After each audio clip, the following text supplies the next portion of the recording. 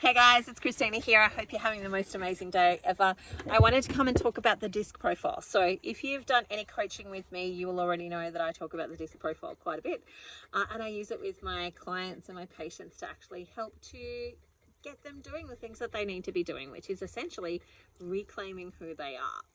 And so I usually will run a mini disc profiling sort of tool that helps me kind of work out like how are you functioning in your life versus how you actually congruently are as an individual, and where you might actually be in regards to that. And so I will normally use this as a way to help you start to reclaim who you actually are, because what can happen for us is all sorts of different things throughout our childhood that tell us that who we are is not okay, that we're too much, that we're too this or we're too that, and we start to change and alter ourselves in order to be pleasing to the people around us. And so for me, the disc profile helps me start to unpack and scratch that surface. So in my own life, the disc profile has been absolutely profound in actually helping me figure out, and reclaim who I am and stand in my own power, and to be able to, utilize those things again. One of the things that I found particularly interesting for me when I started to learn about the disc profile, so that stands for DISC, disc.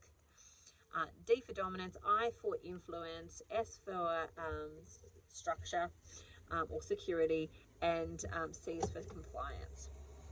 And so each one of those personalities has their own core drivers and their own things that they really like, their own stuff. So for example, the S and the C energies are behind the scenes energies. They prefer to be like the person who's lighting the stage, miking the stage, doing all of the costume design, all of that type of stuff. They prefer to be that in those supporting roles versus on the stage, whereas the D and the I energies are like on the stage, see me, hi, here I am.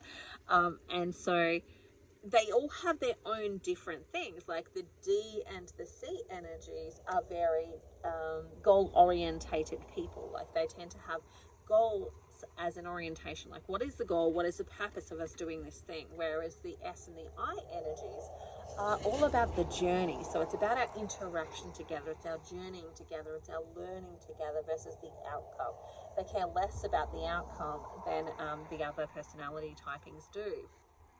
And so each one of these personality typings have their own core drivers, they have their own energy force behind them, and they give me some information as a practitioner and as a coach to help me change my language, to help me work out what your motivating factors are, what your challenges are going to be, and so on. P.S. I've got my animals in the car with me. And so that then can help me change my language and help you find the motivation that you need, as well as help you start to reclaim who you actually are. So for me, when I personally found out about these, I went through a big sort of identity crisis, in the sense of not so much a crisis, but an awareness process, because my captain energy is a D and my secondary energy is an I. And so that D energy is very, very dominant. And as I was going through the process of understanding it, there were so many yeses for me. I was like, oh my gosh, that's so yes. Like I was explaining this to my carnivore group this morning, that for me, my mother was a D energy type. So, if I was to profile her, I would have seen that one of her captain energies, if not her most prominent one, would have been a D energy. And I saw that as an unfunctional way. Like, she was often very direct, but sometimes aggressive in those directions. And being on the other end of that didn't feel really good. So it was an unfunctional way of getting the outcomes that you want to happen. And I explain it like this, that significance is a driver that we can have. Now, it's one of my drivers. Significance is a driver for me. And so what can happen is we can unfunctionally get significance. So I can get significance by being aggressive, rude, loud, mean, nasty, squashing the people around me. I can get significance. That's a really unfunctional way to gain significance. However, I could gain significance by lifting other people up. So by coming to you and going, you know what, Rachel, I really appreciate and love how much energy and time you put into our work environment here. I really enjoy your presence here. It's so refreshing to see you here every day with a beautiful smile on your face and lifting and encouraging other people. Like, you know, it really does, lift my spirit, and I feel amazing actually having you here. I've just given Rachel significance. Like, she's felt significant by that, and I've made myself significant to her by doing it. Now, it's not that I'm construing and like trying to think of like ways to trick people. It's about going, am I behaving in a way that's functional versus unfunctional? The way that I saw that my mother represented this was an unfunctional way majority of the time. And it, you know, really it's not necessarily her fault, but that's the environment that she grew up in, and that's how she was taught. She didn't necessarily have good role models that actually did that significance. And I'm sure she probably did functional significance in her life as well. As a child, I'm not privy to all of her experiences with her peers and so on, just to what I was exposed to. And so we can give significance by lifting people up or shutting them down, just like we can be our energy type in a really positive functional way or an unpositive functional way. And I'm sure we've all met, and I have met clearly, D energies that were not functional, which means that when we hear that, we recoil from it. So what I was experiencing in my life as a woman was that there's a lot of names for women who are direct, who are in that dominant energy type, which is generally things like a bitch or a, you know, other nasty words that I'm not going to say, but it's generally derogatory, that they're horrible people, that we don't like them, that they're nasty, that they're mean, all of that type of stuff.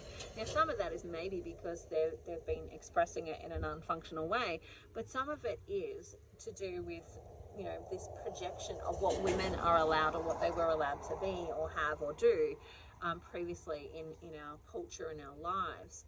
And so there are some archetypes that will be celebrated as a woman. So if you're an S energy, for example, like the S energy stability is all about the mother archetype. It is like, you know, they are the most beautiful caregivers. Like, they will care for other people to no end, but often they will lack in caring for themselves. So, you know, energies where I've seen two S types in a household tend to be quite good because they both end up caring for each other, so they both get looked after. But energies where we've got one S type means that we'll usually see, without conscious effort, that S energy is caring for everybody else, and they're draining their barrel and they're ending up empty and depleted. And so there's pluses and minuses for every energy type. But, you know, often we celebrate women for being the S energy because it's the mother archetype. But that doesn't mean it's their archetype. And so what then happens is that we, as individuals, see our culture celebrates women for doing certain things or being certain things, or people in general get celebrated for behaving in certain ways and not behaving in other ways. And so we try to bend ourselves like a pretzel in order to fit those parameters and actually make ourselves acceptable in those spaces. And that then alters who we are and how we function in the world that we actually are in. And so for me, one of those things that I do with my clients is actually help them work out what are your captain energies, and help them to actually regain and reclaim who they are, and help them look at how do we do this in a functional way so that you get the most out of it, and you get to be who you are, but you get to be it in a way that feels really good for you versus like how you might have seen it taken place in your life previously. So one of the things that I usually do for my, when I'm explaining about the disc profile with my clients, is the disc party. Now, the disc party is, imagine you're invited to a party. Each energy is going to approach that party slightly differently. Now, the D personality is going to go, okay, what's the purpose of the party? Oh, the purpose of the party is to meet Jeff, Fred, Sally, etc., make some connections, have a little bit of a good time, etc. So they'll go to the party and they will start to facilitate those purposes, which is make connections with Jeff, Fred, and Sally, and, you know, they will generally have a really great time. They've got good conversation. They're able to talk about a lot of different things, and they go with their purpose, and they generally will aim to complete their purpose. And it might be, for example, let's say it's a wedding or it's some other important event that they need to be at in order to honor the family or celebrate the family. They're going to show that they are honoring the family. And so they will aim to do that. But it's about the purpose for them. What's the purpose of going to this? And as long as that purpose matches something with their values and what their goals are, they'll go and they'll attend and they'll have a great time and they'll make other people feel really welcomed, and so on. Your I energy, the influencer, they're like, oh, a party. Who's going to be at the party? Is it like, you know, Kylie Minogue's going to be at the party? I'm definitely going to be there if Kylie Minogue is there, because they're about the people. They're like, who's who and who's gone. Like, they are the people that know all the names. Like, if you ask me who somebody is that sings whatever song, I won't have a clue. An influencer will know. An influencer will know who's written the book, who's wrote the song, who's done the thing. They'll know those things because that's important to the influencer. But they'll be like, Kylie Minogue's going to this party. I'm going to be at the party. I better have a party before the party just to get myself all ready and jazzed for the party. But when they get to the party, they are like flittering butterflies. They're connecting with everyone. They're having a great time. They make a party really fun. They'll dance, they'll sing, they'll do all the things, and they make the party really fun to be at for everybody else. And then they'll have an after party. So they'll have a pre-party party and then an after party where, you know, we're winding down now and we're chilling with the vibe and all of the stuff. So that is them. The S personality has been invited to this party and they're like, okay. We're going to need towels and sun hats and sunscreen and the zinc thing that you put on your face, and we'll need breakfast, lunch and dinner because everyone will be hungry. We'll need a picnic rug. Like, they are packing everything. Like, they are thinking about all of the different things that are going to make everybody else's experience at this party fun. And they will take it all and they will have everything. They are prepared for just about every scenario and situation that could potentially take place. And they will have not just enough food for them, but food for everyone if they're able to. So they'll have an abundance of food and be the hostess with the mostest in that regard. But when they get to the party, they're likely to just to find, you know, a group of 4 or 5 people, sit down with them, and they'll have deep and meaningful conversations with them.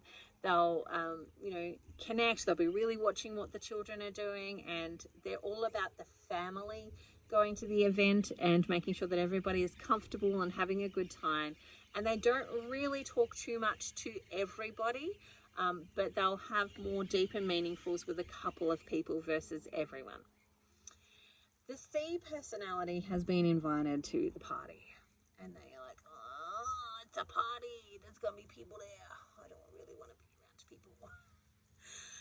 I think, honey, I have got COVID. I'm pretty sure that there is a tickle in the back of my throat. And, yep, I think it's COVID. I don't think I should go to the party. I think I've got COVID. I think I'm definitely coming down with something. And if they've got a partner that actually makes them go, they will go. But before they go to the party, they've got an agreed on time before they leave the party. So it might be, we're leaving at 9:15, right? That is our time that we are leaving.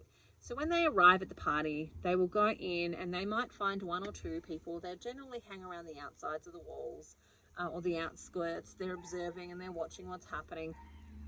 And they'll have their drink and they'll talk to a couple of people here and there, not everybody. And as soon as it hits 9:15, or even before then, it's like 9 o'clock, they're starting to round up the family. They're like, we're leaving in 15 minutes. Remember, we're leaving in 15 minutes. We're leaving in 10 minutes. Remember, we're leaving in 10 minutes. We're leaving in 5 minutes. And they will do the countdown.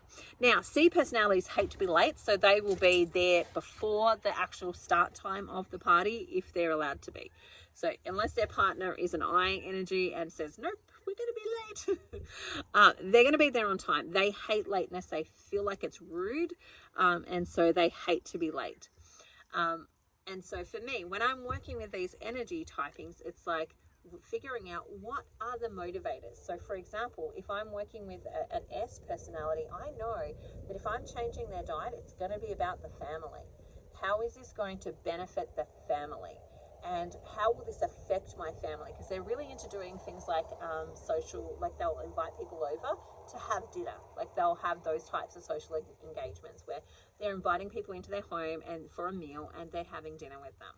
And that then, you know, when I'm telling them that they need to change their diet, worries them, because they're like, what am I going to do with my friends? I don't want to give up my friends coming over and inviting people over for dinner. I don't want to give that up.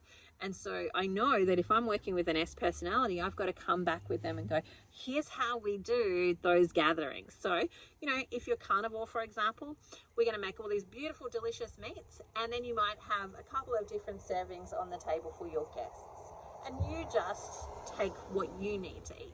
And remember that the food is just the vehicle to get the people to the table. They didn't come to the table just to eat food. They came to your house because they want to connect with you.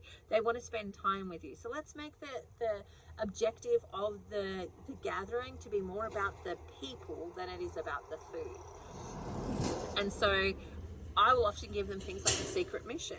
And their secret mission is, here's your secret mission. How much can you get the other person to talk during the session? How curious can you be about them during this meal? How can you actually get them involved in conversation versus eating food? And remember that they're there to connect with you versus just eat food. Food was the vehicle that got them there, but it's your presence and being with you and connection that's actually keeping them there. And so let's focus on that and make it less about the food and more about the people. And so I'll give them those types of hints and tricks to actually start implementing so that they can get the benefit that they need so for their health, and do some of these things that are core drivers for them. So that's a little brief scenario of the DISC personality typings. I use this in all sorts of different ways to actually help people start to unpack, reclaim who they are, as well as from that dietary perspective. If you're making changes for your health and your well-being, then we have to make it fit your life. Otherwise, you're just going to go back to the way that you were before. So for example, a D personality, it's very easy for them to do something that's quite strict because it has a goal for it. There's an outcome, there's a purpose for it. Whereas for an S and I personality, that's not so important for them. The goal and the purpose is not so important for them. It's about the journey. And so I'll use journey language for them versus our outcome, our goal, our purpose. And that language will change based on the individual to help them be able to achieve the goals that they want to get, or to get, you know, the benefit that they actually need from things like diet and lifestyle changes. All right, if you want to do one of these sessions with me, I'll put the link below for my appointments. Select the coaching one and the initial coaching one, and we'll definitely go through your DISC personality and see where you are and what's happening for you. But this is a game changer in actually helping you have direction on where you've been hiding yourself, what the parts of yourself that are hidden, and where you're rebirthing and reclaiming who you are. And that for me is the ultimate part of actually making the changes, whether it comes to dietary and lifestyle, is that we look at all of you, not just like what are you eating and how's your biology, but how are you as a person? How are you feeling with your life? Are you passionate? Are you engaged? Are you loving your life? Is there wounds and healings that need to take place there? For me, it's about that whole person experience versus just you're not sick. Okay. We want you to be overabundantly and overflowing with energy as well as vibrancy because you're in your power. All right, that's it for me today. I hope you have the most amazing day ever. And if there's anything you'd like me to talk on, let me know because I'd love to chat on it. All right, bye for now. See you later.